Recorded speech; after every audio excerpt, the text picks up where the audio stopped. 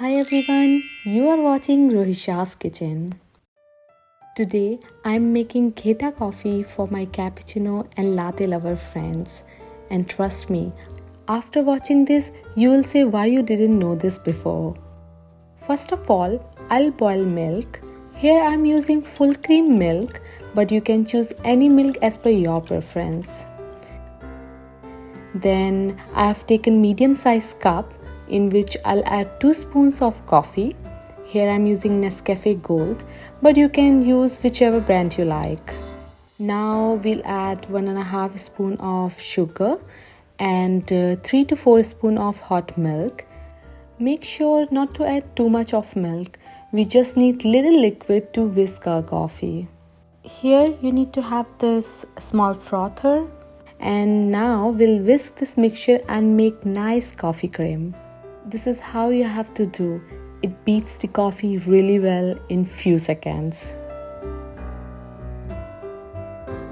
Also friends, you can always adjust the ratio of sugar and coffee as per your own taste for coffee strength and sweetness.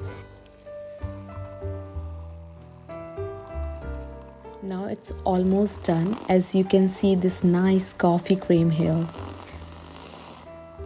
See, it's really amazing handheld and battery powered machine. You really don't need a fancy and expensive coffee machine.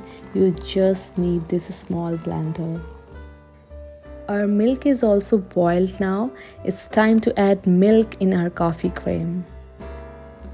We'll hold the frother in one hand and keep frothing while adding milk from other hand like this.